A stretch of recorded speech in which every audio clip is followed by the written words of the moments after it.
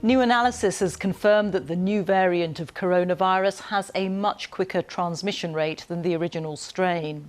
Researchers at Imperial College London say that even with a lockdown similar to that in England in November, the number of cases would still triple, and that this was the most serious change in the virus that we've seen. It comes as the government reported another 53,285 new infections. The surge in cases, particularly in London and the South East, has left NHS emergency staff at battle stations, according to medical leaders, with health workers exhausted and struggling to cope. Our health correspondent Dominic Hughes reports. It might be a new year, but there's no let-up in the pressure on hospitals in London and the South East. A surge in seriously ill COVID patients means staff are being pushed to the limit. Intensive care beds are a real pinch point. Some patients have been moved from Kent to Bristol and Plymouth, where there's spare capacity. That in itself is not unheard of, but doctors say it shows the pressures they're working under. If the number of cases don't begin to reduce fairly soon and indeed reduce sharply, we would be in a situation where the healthcare infrastructure, not just in London, but across the entire country, is overwhelmed. And it's not just rising patient numbers. Staff themselves are falling ill, meaning resources are getting stretched. Everybody's reporting a lot of pressure. Everybody is saying that it's really difficult to offload ambulances because our departments are full, because in turn our hospitals are full. It's very frustrating because you can't look after patients in the way you want to. And when you feel helpless, when you know that there's a sick patient in an ambulance, which you just can't get into a department because there isn't space. In order to provide some relief, the Nightingale Hospital in London is being made ready for non-COVID patients. But still, hospitals report the situation remains very difficult.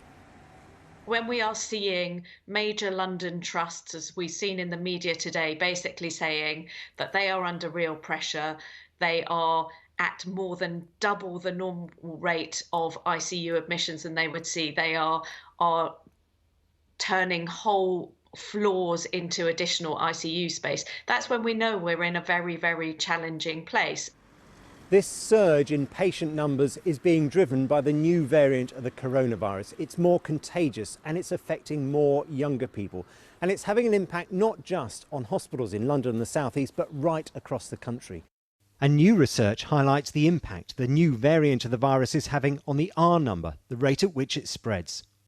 Under the lockdown, maybe over the course of 2 to 3 weeks, the cases would have decreased by something like 30%.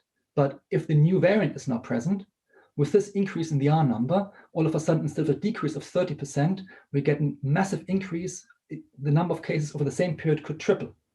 So this is more or less the most serious change in the virus that we've seen since the epidemic began. The best defence against the virus remains maintaining social distance, good hand hygiene and wearing face coverings. But the big concern is that as this new variant spreads, the extreme pressures now evident in London and the South East will soon be seen across the country. And Dominic is in Salford for us now. Dominic, just as you were saying there, really, this new variant is really putting serious strain on the NHS. Yes, Reeta, I mean, tonight we're seeing a real contrast, aren't we? That optimism around the vaccine that we've enjoyed for the last couple of weeks, and that remains our chance of getting out of this dreadful situation in which we find ourselves. And yet at the same time, the health service is braced for what we're told will be a nail-biting few weeks. And the reason for that is there are now hundreds of thousands of people in the UK who are infected with the coronavirus, and sadly some of them will need hospital treatment. They will become very ill and will need that hospital care. And yet hospitals are struggling not just with rising patient numbers but with staff sickness. Staff are also exhausted. They've been doing this for months now. So we know that hospital cases have been rising here in Greater Manchester as well. A doctor told me that after a very busy October and November, they had a quiet few weeks at the beginning of December, and now those cases are rising once again. So the great fear is that what is happening in London and the South East will now spread to the rest of the country, driven by this new strain of the virus that does appear to be much more contagious.